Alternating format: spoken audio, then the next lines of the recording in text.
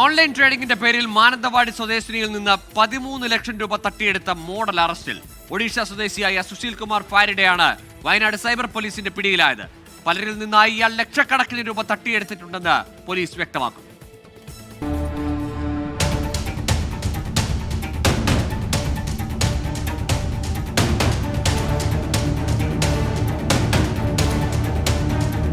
ഇൻസ്റ്റഗ്രാമിൽ കണ്ട പരസ്യത്തിന് പ്രതികരണമിട്ട മാനന്തവാടി സ്വദേശിയായ യുവതിയാണ് തട്ടിപ്പിനിരയായത്.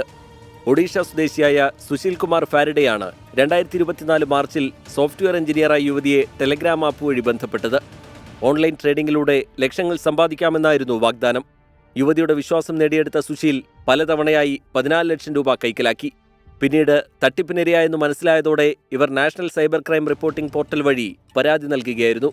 തുടർന്ന് കേസെടുത്ത് അന്വേഷണം തുടങ്ങിയ വയനാട് സൈബർ പോലീസ് മാസങ്ങളുടെ പരിശ്രമത്തിലാണ് ചെന്നൈയിലെ ഓട്ടോ ഡ്രൈവർ മുരുകൻ വഴി സുശീൽ കുമാറിലേക്ക് എത്തിയത്.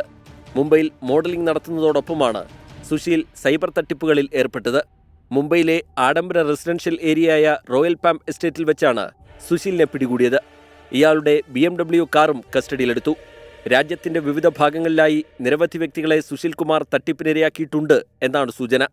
ഇയാളിൽ നിന്നും 13 സിം കാർഡുകൾ, 5 മൊബൈൽ ഫോണുകൾ, 6 ATM കാർഡുകൾ, 9 ബാങ്ക് പാസ്ബുക്കുകൾ എന്നിവയും പിടിച്ചെടുത്തു. ഇതെല്ലാം തട്ടിപ്പിനായി ഉപയോഗിക്കുന്നതാണ്.